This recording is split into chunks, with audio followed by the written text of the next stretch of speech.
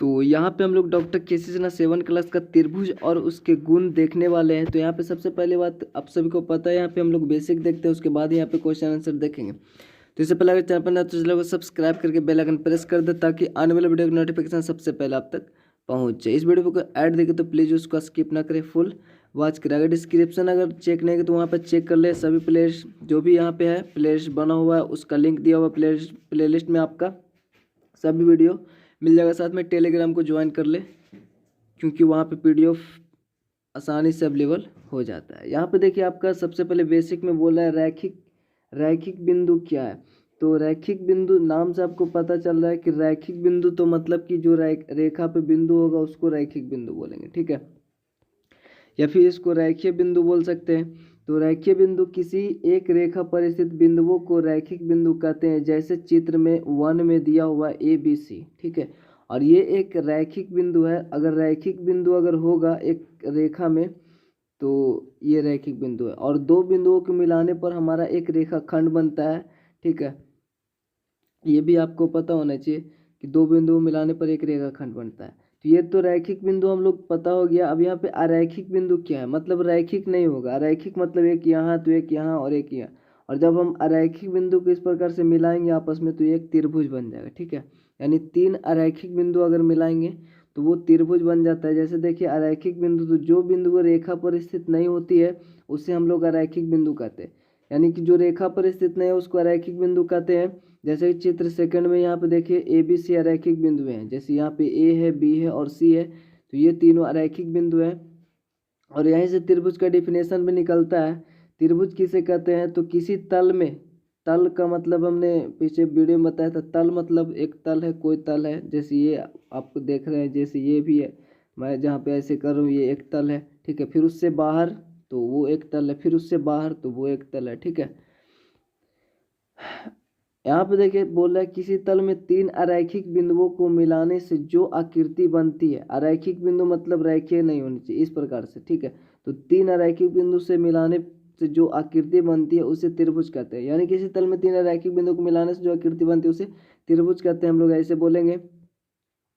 त्रिभुज को संकेत में हम लोग ऐसे लिखते हैं, ठीक है, इस प्रकार से चिन्ह के द्वारा सूचित किया जाता है। और चित्र में जैसे कि ABC त्रिभुज के शीर्ष हैं, यानी जो बिंदु मिलकर बना है उस बिंदु का हम लोग त्रिभुज को शीर्ष बोलेंगे। और साथ ही में और दो बिंदुओं पर मिलाने पर जो हमारा रेखाखंड हुआ इसको हम लोग भुजा बोलेंगे, ठीक है। जैसे कि AB हो गया और AC हो गया और आपका BC हो गया। और जब दो भुजा आपस में मिलता है, दो भुजाओं मिलने से जो हमारे पास जो आकृति बनता है इसको कोण बोलते हैं, ठीक है। और त्रिभुज में 6 अवयव भाग होता है, जैसे कि एक कोण हुआ और 3 कोण होता है और 3 भुजा होता है, 3 3 6 अवयवी भाग हुआ इसका। और ये तो हो गया। अभी यहाँ पे आप लोग शीर्ष कोण भुजा ये तो पता ही होगा। अब हम लोग मेन जो है हमारे यहाँ पे कोण त्रिभुज का प्रकार, ठीक है। कोण के विचार से त्रिभुज कितने प्रकार के होते हैं, ऐसे त्रिभुज का जो टोटली प्रकार होता है वो 6 होता है। 3 आपका कोण के आधार पे होता है और 3 होता है भुजा के आधार पे, ठीक है। और टोटली ये 6 होता है। तो कोण के आधार पे यहाँ पे देखेंगे सबसे पहले तो उत्तर में आपका कोण के विचार से त्रिभुज 3 प्रकार के होता है। पहला न्यून कोण त्रिभुज। न्यून कोण त्रिभुज मतलब न्यून कोण मतलब 90 डिग्री से अगर कम होगा और 0 डिग्री से बड़ा होगा, ठीक है, ऐसे भी बोल सकते हैं। 0 डिग्री से बड़ा 90 डिग्री से कम होगा उसको न्यून कोण बोलेंगे। तो न्यून कोण वह त्रिभुज जिसका प्रत्येक कोण 90 डिग्री से कम होता है उसे न्यून कोण त्रिभुज कहते हैं। जैसे कि हमारे ये फिगर दिख रहा होगा यहाँ पे, ठीक है, ये फिगर आपका दिख रहा है, ये एक न्यून कोण है। क्योंकि यहाँ पे देखिए एक यहाँ पे कोण बनता है तो ये तो 90 डिग्री से कम है क्योंकि 90 डिग्री स्ट्रेट बनता है, ठीक है। यहाँ पे भी यहाँ पे देखिए स्ट्रेट से कम है थोड़ा, तो ये 90 डिग्री से कम है, तीनों होगा, ठीक है, तीनों। और तीनों त्रिभुज का जो योगफल होता है वो टोटली 180 होता है, ये भी आपको पता होना चाहिए। तो एक हुआ न्यून कोण और सेकंड में आपका है समकोण त्रिभुज यानी राइट एंगल ट्रायंगल। वह त्रिभुज जिसका कम से कम एक कोण समकोण होता है उसे समकोण त्रिभुज कहते हैं। कम से कम एक कोण अगर समकोण है अर्थात 90 डिग्री है, समकोण का मतलब 90 डिग्री होता है, तो उसे हम लोग समकोण त्रिभुज कहते हैं। चित्र में जो कोण B है ना, यहाँ पे कोण B है, ठीक है, उसको हम लोग 90 डिग्री यहाँ पे मतलब है तो वो एक समकोण त्रिभुज हुआ, ठीक है। तो कम से कम इसका एक जो है 90 डिग्री होगा, बाकी ये सब 45 45 या फिर कोई ज़्यादा कोई कम होगा, लेकिन ये आपका 90 होगा। कोण को हम कैसे रिप्रेजेंट करते हैं यह पता ही होगा। जैसे कोण बी को हमको रिप्रेजेंट करना है तो इस प्रकार से लिखेंगे, जिसको रिप्रेजेंट करना होगा उसको बीच में रखें, कोण ABC या फिर कोण बी, ऐसे भी लिख सकते हैं, ठीक है। तो ये हमारा समकोण त्रिभुज हो गया। और तीसरा में अधिक कोण। अधिक कोण, एक तो हमने न्यून कोण देखा यानी कि जो 90 डिग्री से कम होगा, एक हमने समकोण देखा जो 90 डिग्री का ही होगा, ठीक है। और एक हम लोग अधिक मतलब जो 90 डिग्री से अधिक होगा।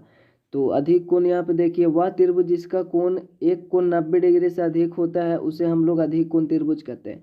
जैसे कि यहाँ पे देखिए, यहाँ पे ये जो है ना, ये 90 डिग्री तो ऐसा स्ट्रेट होता है, ठीक है, लेकिन ये इससे भी ज़्यादा है, इधर जा रहा है, ठीक है। तो ये आपका अधिक कोण है, ठीक है। अधिक कोण है, और अधिक कोण का मतलब 90 से कितना भी ज़्यादा हो सकता है, 100 हो सकता है, 135 हो सकता है, 150 हो सकता है, ठीक है, 150 हो सकता है। तो यहाँ पे चित्र में जो आपका दिख रहा है ना बी, वो 90 डिग्री से अधिक है, ठीक है। तो ये आपका अधिक कोण हो गया। तो ये 3 हो गया, न्यून कोण मतलब 90 डिग्री से कम, समकोण मतलब 90 डिग्री, और अधिक कोण मतलब 90 डिग्री से अधिक होगा। ये आपका कोण के आधार पे था। और अब हम देखेंगे भुजा के आधार पे। तो यहाँ पे हम लोग देखेंगे भुजा के विचार से, अर्थात भुजा के आधार पे जो त्रिभुज के कितने प्रकार होते हैं। तो भुजा के आधार पे यानी विचार से त्रिभुज 3 प्रकार के होते हैं।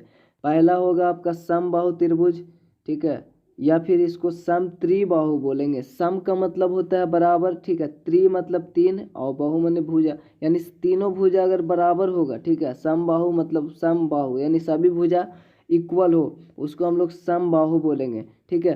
तो यहाँ पे देखिए कि वैसे त्रिभुज जिसकी प्रत्येक भुजा समान अर्थात बराबर लंबाई की हो तो उससे हम समबाहु त्रिभुज कहते हैं। जैसे कि ये हमारा एक त्रिभुज है ना, तो इसमें इस प्रकार से साइन है, इस प्रकार से, मतलब तीनों में एक ही साइन है, मतलब तीनों इक्वल है, ठीक है, तीनों बराबर होगा। अगर ये 2 सेंटीमीटर 2 सेंटीमीटर 2 सेंटीमीटर सभी 2 सेंटीमीटर होंगे, ठीक है। और इसका जो कोण भी होगा ना, ये भी 60-60 होगा, ठीक है, 60-60 डिग्री का होगा, यानी तीनों कोण जो होगा वो भी बराबर होंगे। तो 180 होता है तो तीनों इक्वल 60-60 का ही होगा। नोट में यहाँ पे लिखा हुआ कि समबाहु त्रिभुज की प्रत्येक कोण बराबर होती है जो 60 डिग्री का होता है। और नेक्स्ट आपका होगा यहाँ पे समद्विबाहु, मतलब समद्वि मतलब दो भुजा बराबर होगा, ठीक है। समद्विबाहु का मतलब हुआ समद्विबाहु, सम माने इक्वल, द्वि माने दो, बाहु मतलब दो भुजा अगर इक्वल होगा तो उसको हम लोग समद्विबाहु त्रिभुज बोलेंगे। तो वह त्रिभुज जिसकी कोई दो भुजा आपस में बराबर होती है उसे हम लोग समद्विबाहु त्रिभुज बोलते हैं। जैसे कि यहाँ पे देखिए ये इसके इक्वल है, यानी ए बी ए सी के इक्वल है, तो ये समद्विबाहु हो गया। और ये एक समकोण त्रिभुज तो है लेकिन कोण के आधार पे, लेकिन यहाँ पे ये दोनों इक्वल है, ठीक है। अब ये दोनों इक्वल है तो ये समद्विबाहु त्रिभुज होंगे, ठीक है। तो यहाँ पे ए बी, इसमें भी ए बी और ए सी इक्वल है, इसमें भी A B A C equal है, ठीक है। तो हमने देखा समबाहु और एक देखा समद्विबाहु मतलब दो भुजा इक्वल। आप देखेंगे विषम बाहु। विषम का मतलब होता है जो बराबर नहीं होता है, ठीक है। विषम मतलब इक्वल नहीं होगा कोई भी नहीं, ठीक है। विषम बाहु मतलब कोई भी भुजा इक्वल नहीं होगा आपस में, उसको बोलेंगे। वह त्रिभुज जिसकी प्रत्येक तीनों भुजाएं किसी एक दूसरे से बराबर ना हो तो उसे हम लोग विषम बाहु त्रिभुज कहते हैं। जैसे कि ये जो आपका है ना त्रिभुज, ये तीनों आपका अलग अलग होगा, ठीक है। ये कुछ साइज का होगा, ये कुछ साइज का होगा, और ये भी कुछ साइज का होगा, ठीक है। तो इसमें इस ऐसे हम लोग चिन्ह लगा सकते हैं अलग अलग, ठीक है। तो ऐसे लगा सकते हैं। तो हमारा सभी जो भी त्रिभुज का जो भी टाइप था वो हमारा क्लियर हो चुका है, और इसमें कुछ देखना भी नहीं था इस पार्ट में, ठीक है। और इसमें आपका क्वेश्चन भी कुछ है नहीं, वैसे इसका 2 पार्ट बनेगा क्योंकि वीडियो लंबा हो जाता है। 2 पार्ट होगा, आप वीडियो तो मतलब वीडियो को लास्ट तक बने रहिएगा, और साथ में लाइक कमेंट शेयर कर दीजिएगा। तो ये हमारा देखिए एक्सरसाइज 9 का ए है, इस चैप्टर का नाम है त्रिभुज एवं उसका जो गुण है वो हम पढ़ेंगे, ठीक है। त्रिभुज का गुण अभी हम लोग जैसे जैसे चैप्टर 9 का ए है 9 का बी पढ़ेंगे, उसका बेसिक देखेंगे, ठीक है। तो हम लोग जो भी चैप्टर एक्सरसाइज बाय एक्सरसाइज हम लोग बेसिक देखते हैं, ओके। तो यहाँ पे देखिए वास्तुनिष्ठ प्रश्न है, और इसमें सभी वास्तुनिष्ठ प्रश्न ही है, ठीक है, सभी छोटे छोटे ही है। चाहते तो हम इसी पार्ट में सभी खत्म कर सकते थे, बट यहाँ पे टाइम ज़्यादा हो जाता है, ठीक है।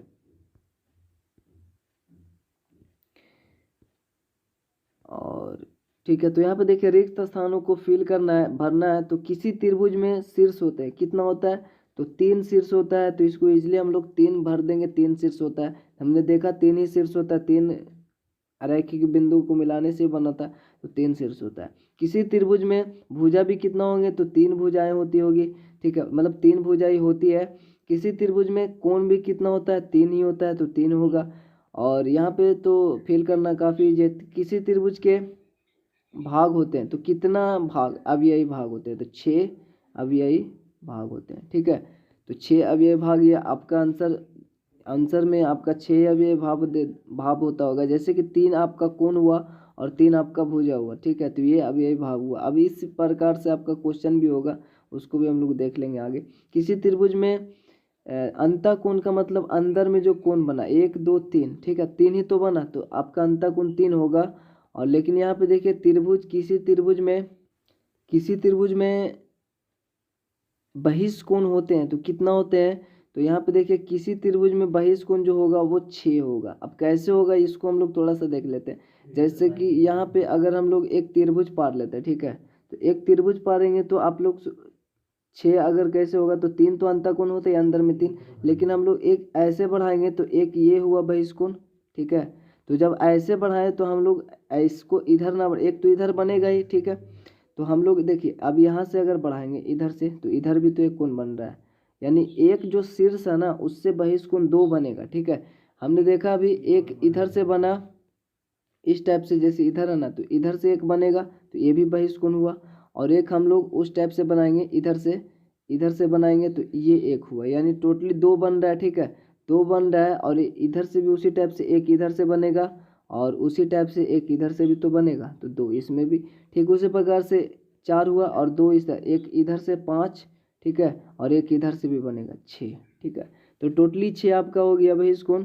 और सेकंड नंबर क्वेश्चन में आपका बोल रहा है कि त्रिभुज DEF की भुजाओं DE और EF का अंतर्गत कोण कौन सा है, तो आपको सिंपली सोल्व लिखना ही है। ठीक है, और जो बोल रहा है कि किसी त्रिभुज DEF की भुजाएं, तो सबसे पहले हम लोग त्रिभुज इस प्रकार से पार लेंगे, जैसे ये D हो गया और E हो गया। ठीक है, और ये F हो गया। बोल क्या रहा है कि भुजाएं DE और EF के अंतर्गत कौन कौन सा है, कौन सा है। तो हम लोग देखते हैं DE आपका ये भुजा हुआ, ठीक है, DE और EF, तो DE और EF, देखिए DE और EF, तो ये D हो गया और E हो गया और ये F हो गया, तो यही तो कोण है। यहाँ पे कौन इसके अंतर्गत कौन आया, DE और EF के अंतर्गत में ये E कोण आया। ठीक है, E कोण आया। ठीक है, अब इस E कोण को ऐसे भी लिख सकते हैं, या फिर हम लोग लिख सकते हैं कोण DEF, यानी जिसको हमको लिखना होता है उसको बीच में रखना होता है, तो ये आपका आंसर हो जाएगा। तो इस प्रकार से लिख के आप कोण DEF आंसर डायरेक्ट कर दीजिएगा। ठीक है, कुछ नहीं करना। तो ये हो गया। अब तीसरा में बोल रहा है त्रिभुज ABC के 6 अवयवों, यानी उसमें 3 भुजा और 3 कोण है, तो एक के नाम लिखें। ठीक है, इसके नाम लिखना। त्रिभुज ABC में आपको सोल्व लिखना है और सिंपली त्रिभुज एक ABC बना लेना। ठीक है, अब त्रिभुज ABC जब हम बना लेंगे तो 3 आपका लिखना क्या, भुजाएं, मतलब 6 अवयवी भावों को लिखना है। ठीक है, तो सबसे पहले हम लोग देखें, पहले कोण लिख लेते हैं, तो कोण A लिखेंगे इस प्रकार से, कोण B लिखेंगे और कोण C लिखेंगे। ठीक है, उसके बाद भुजा लिख लेते हैं, आपका AB हो गया, इस प्रकार से भी दे सकते हैं, AB हो गया, BC हो गया और AC हो गया, 3 ये 3 6। अब कोण को ऐसे भी लिख सकते, जैसे कोण A हमने लिखा तो कोण इसको बीच में रख सकते हैं, यानी BAC ऐसे लिख सकते हैं, यानी जिसको भी लिखना होगा उसको बीच में लिखेंगे।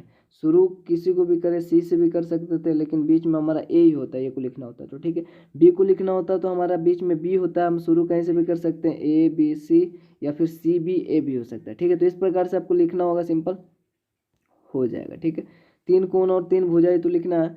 और बी में आपका क्या बोल रहा है कि त्रिभुज PQR के शीर्ष Q की सम्मुख भुजा, तो हम लोग सबसे पहले इस क्वेश्चन को सोल्व लिखेंगे और जो भी है उसको PQR पारना है, तो PQR, तो PQR में बोल रहा है कि शीर्ष Q, तो ये Q है, Q के सम्मुख भुजा, तो Q के सम्मुख भुजा कौन सा है, देखिए तो P है, P ही तो है, ये आपका Q है और Q के सम्मुख भुजा कौन सा है, तो आप यहाँ पे देख पा रहे होंगे PR है। ठीक है ना, इस Q के सम्मुख भुजा कौन सा है, तो PR है, इस Q के सामने देख रहे हैं PR है, तो इसका PR आंसर हो जाएगा। ठीक है, सिंपल। सेकंड नंबर क्वेश्चन में इस त्रिभुज की भुजा LM का सम्मुख कोण क्या होगा। ठीक है, तो LMN सबसे पहले यहाँ पे क्वेश्चन नंबर सेकंड लिखेंगे और सोल्व लिखेंगे और हमारा जो भी बोल रहा है फिगर पा रहेंगे ऐसे एल हो गया, एम हो गया और एन हो गया।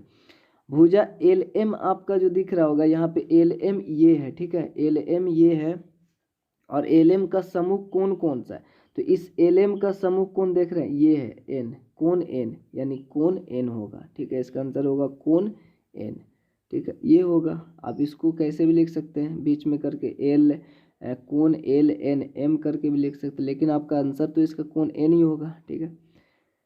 अब आपका तीसरा नंबर में बोल रहा है त्रिभुज आर एस टी की भुजा आर टी का समूह कौन क्या होगा, तो आपको उसी प्रकार से सेकंड थर्ड नंबर देना है, आपको सोल्व लिखना है और जो भी फिगर है ना उसको हम लोग को पारना होगा। जैसे कि बोल रहा है आर एस टी, तो यहाँ पे देखिए त्रिभुज हम लोग आर हो गया ये, एस हो गया ये और टी हो गया ये, तो आर टी का समूह देखिए आर टी ये है और इसका समूह कौन सा है, ये कोण एस हुआ, आर टी के समूह जो कोण है वो कोण एस है, तो आपका आंसर हो जाएगा कोण एस, ठीक है बस।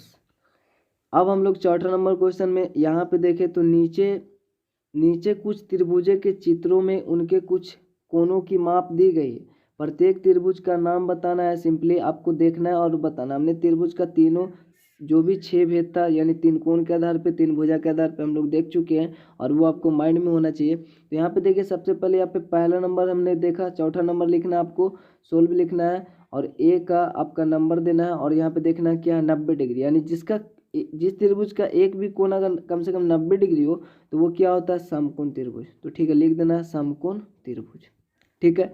तो ये जो होगा समकोण होगा समकोण त्रिभुज, क्योंकि यहाँ पे बोला प्रत्येक त्रिभुज का नाम बताएं। अब इसमें हम लोग देख रहे हैं कि जिसका अगर एक कोण कम से कम अगर 90 डिग्री से अधिक होगा तो वो क्या होता था, अधिक मतलब अधिक कोण होगा, तो इसमें लिखना उसी तरह के सोल्व लिखना है, बी नंबर में लिखना है आपका अधिक कोण त्रिभुज होगा, ठीक है, क्या होगा अधिक कोण त्रिभुज होगा, अधिक कोण त्रिभुज, ठीक है, त्रिभुज आप लिख दीजिएगा। और अब इसमें हम लोग देखें तो इस 70 डिग्री है, ये 60 डिग्री है और ये 50 डिग्री है, तो सभी तो 90 डिग्री से कम है, तो जिसका प्रत्येक कोण 90 डिग्री से कम होता है वो क्या होता है न्यून कोण, मतलब 90 डिग्री से कम है न्यून है, ठीक है, न्यून का मतलब कम होता है, तो कम है इसका मतलब ये क्या होगा न्यून कोण, तो लिख देना न्यून कोण त्रिभुज, ठीक है, न्यून कोण त्रिभुज। अब इसको हम लोग देखें तो 120 डिग्री है, मतलब 90 डिग्री से ज़्यादा, तो क्या होगा ये अधिक कोण त्रिभुज। और इसमें हम लोग देख रहे हैं तो एक कोण जो है 90 डिग्री है, तो ये क्या होगा समकोण होगा, ठीक है। अब 5वां नंबर क्वेश्चन में हम लोग देख रहे हैं भुजा के आधार पे यहाँ पे दिया हुआ है कि नीचे कुछ त्रिभुजों के चित्रों में उनकी भुजाओं की माप दी गई है, प्रत्येक त्रिभुज के नाम बताना है, ठीक है। अब नाम बताना तो सिंपली हमने देखा ये भी और ये भी दोनों सेम है, तो 5वां नंबर आपको दे देना है और ए आपका नंबर दे देना है, या फिर सोल्व पे पहले ही लिख देना और उसके बाद ए नंबर में आपको लिख देना है क्या होगा सभी इक्वल है, मतलब सम त्रिबाहु या फिर समबाहु त्रिभुज आंसर, ओके। अब यहाँ पे हम लोग देखें तो ये इक्वल है और ये इक्वल है, यानी दोनों इक्वल ही है ना, 1.3 दोनों है, इसका मतलब ये क्या होगा समद्विबाहु त्रिभुज, तो ये समद्विबाहु त्रिभुज आपको लिख लेना है। ये भी आपका और ये भी तीनों इक्वल नहीं है, मतलब विषम बाहु होगा, ठीक है ना, विषम बाहु मतलब तीनों इक्वल नहीं है, तो ये कौन सा त्रिभुज होगा विषम बाहु त्रिभुज। और इसमें हम लोग देख रहे हैं ये इक्वल है और साथ में एक नीचे भी 1.2 है, ठीक है, दोनों इक्वल है, इसका मतलब ये समद्विबाहु होंगे, ठीक है, दो ही इक्वल है, क्योंकि ये जो है आपका 2.0 है तो ये इक्वल नहीं होगा।